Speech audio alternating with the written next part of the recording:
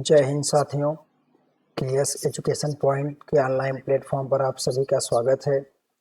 और दोस्तों, आज का हमारा टॉपिक है मानव शरीर से संबंधित 20 ऐसे महत्वपूर्ण प्रश्न जो लगभग सभी प्रतियोगी परीक्षा में पूछे जाते हैं। तो दोस्तों, चलिए हम उन सभी प्रश्नों को हल करते हैं। ये रहा सबसे पहले आपके सामने पहला प्रश्न। मानव शरीर में कितनी हड्डियां होती हैं? तो दोस्तों, मानव शरीर में कितनी हड्डियां होती हैं? 206 हड्डियां होती हैं। तो इसका आंसर क्या हो जाएगा दोस्तों? 206। पढ़ते हैं अगले प्रश्न पर। रक्त या रुधिर को लाल रंग किसके द्वारा प्रदान होता है? या रक्त या रुधिर का लाल रंग किसके कारण होता है? तो दोस्तों, हीमोग्लोबिन के कारण ऐसा होता है। तो इसका आंसर हो जाएगा हीमोग्लोबिन। बढ़ते हैं नेक्स्ट क्वेश्चन पर। अगला क्वेश्चन है हमारा, मानव शरीर का सबसे बड़ा अंग। मानव शरीर का सबसे बड़ा अंग दोस्तों, तो इसका आंसर हो जाएगा त्वचा। त्वचा मानव के शरीर का सबसे बड़ा अंग है जो पूरे शरीर को कवर करके रखता है, ढके हुए रखता है। तो बढ़ते हैं अगले प्रश्न पर। मनुष्य के शरीर में सबसे छोटी हड्डी कौन सी होती है? मनुष्य के शरीर में सबसे छोटी हड्डी कौन सी होती है? तो सबसे छोटी हड्डी का नाम है स्टेपिस, जो पाई जाती है मध्य कर्ण में। मध्य कर्ण, और कर्ण का अर्थ है कान, यानी यह हड्डी कान में पाई जाती है। और अगर सबसे बड़ी हड्डी आपसे पूछा जाए तो फीमर सबसे बड़ी हड्डी होती है। फीमर जो है सबसे बड़ी हड्डी होती है मनुष्य के शरीर में। सबसे बड़ी हड्डी फीमर होती है।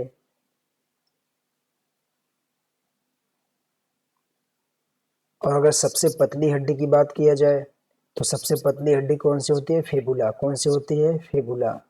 फेबुला क्या होती है दोस्तों? सबसे पतली हड्डी। सबसे पतली हड्डी। चलिए बढ़ते हैं नेक्स्ट प्रश्न पर। मनुष्य के हृदय में कुल कितने कक्ष होते हैं? मनुष्य के हार्ट में कुल कितने चैम्बर या कक्ष होते हैं? तो दोस्तों, इससे पहले आपको बताया जा चुका है, ये प्रश्न दोबारा से आ रहा है। तो इसका आंसर क्या हो जाएगा? 4। मनुष्य के हृदय में 4 कक्ष होते हैं। तो बढ़ते हैं अगले प्रश्न पर। मानव में रक्त का शुद्धिकरण किस अंग में होता है? मनुष्य में रक्त का शुद्धिकरण यानी ब्लड जो है फिल्टर किस अंग में होता है? तो यह प्रक्रिया जो है किडनी या वृक्क में होती है। तो दोस्तों, इसका आंसर हो जाएगा वृक्क या किडनी। तो बढ़ते हैं अगले प्रश्न पर। रक्त का तरल भाग क्या कहलाता है? यानी रक्त में जो तरल भाग है जिसमें जल की मात्रा अधिक है, जल की मात्रा अधिक है, उसे क्या कहते हैं? तो दोस्तों, उसे क्या कहते हैं? प्लाज्मा। क्या कहते हैं? प्लाज्मा। तो इसका आंसर हो जाएगा प्लाज्मा। तो चलिए बढ़ते हैं अगले प्रश्न पर। शरीर में ऊर्जा का मुख्य स्रोत क्या है?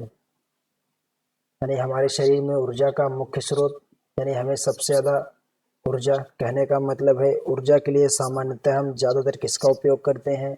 तो दोस्तों, हम किसका उपयोग करते हैं? मीठे का, यानी कार्बोहाइड्रेट। तो ऊर्जा का मुख्य स्रोत कार्बोहाइड्रेट।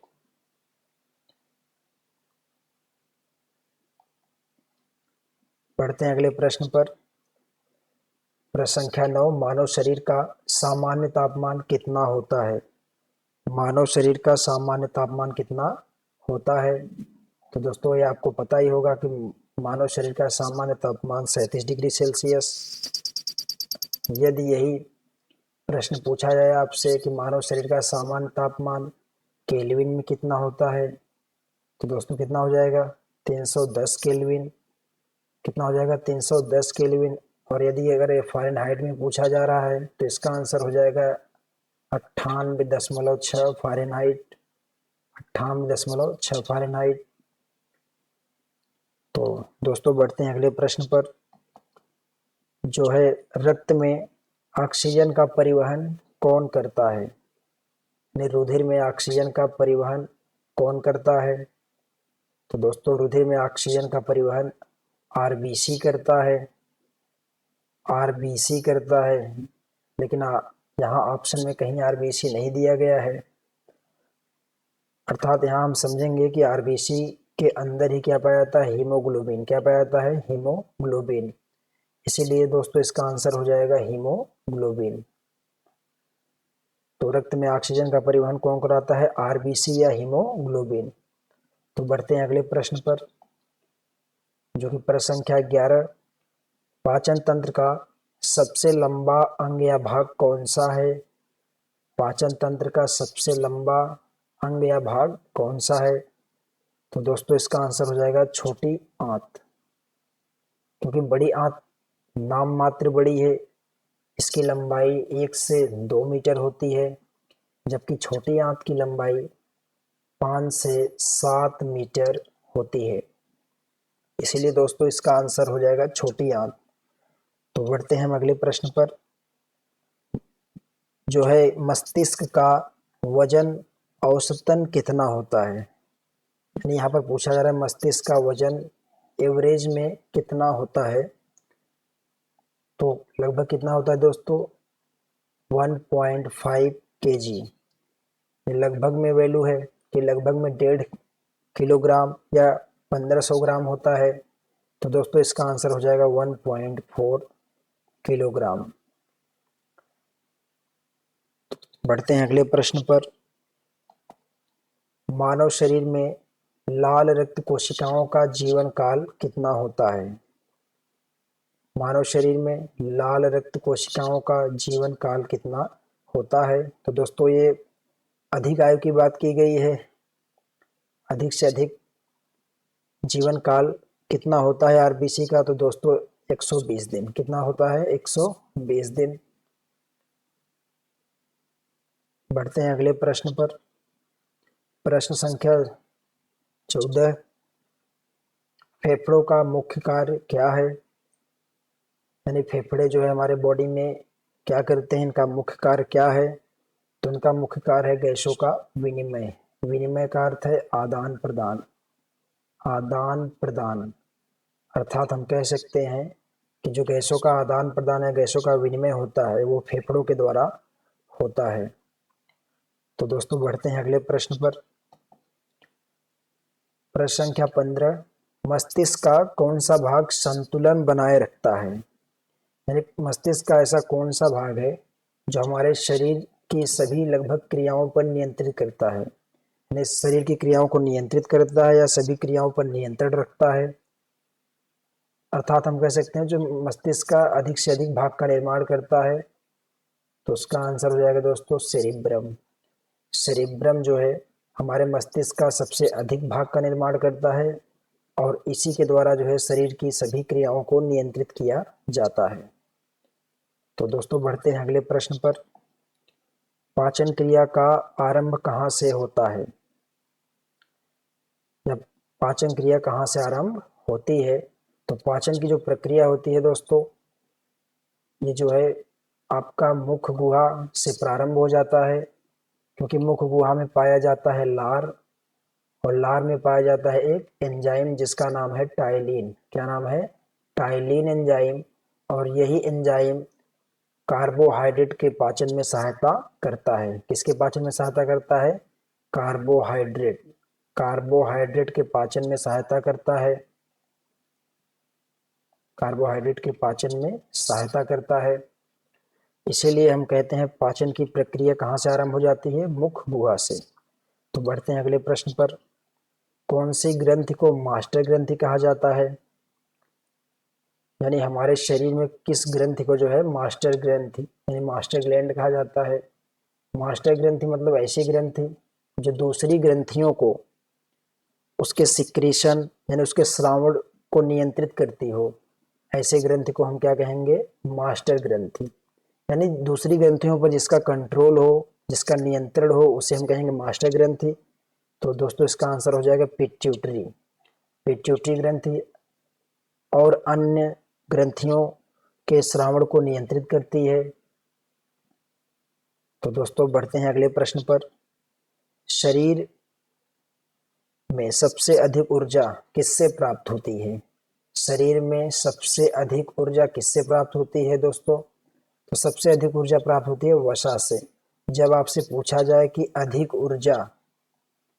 ऊर्जा हमें किससे मिलेगी या अधिक ऊर्जा के लिए हमें क्या खाना चाहिए, तो वसा का सेवन करना चाहिए। और जबकि दोस्तों अगर हमें जल्दी ऊर्जा चाहिए, तुरंत ऊर्जा चाहिए, तो उस कंडीशन में हमें क्या खाना चाहिए? कार्बोहाइड्रेट यानी मीठी चीजें जिनमें कार्बोहाइड्रेट होता है और उनसे हमें ऊर्जा प्राप्त होता है। यानी जल्दी ऊर्जा चाहिए तो आंसर क्या हो जाएगा? कार्बोहाइड्रेट। लेकिन इस प्रश्न में पूछा गया है कि सबसे अधिक ऊर्जा किससे प्राप्त होती है दोस्तों, तो इसका आंसर हो जाएगा वसा।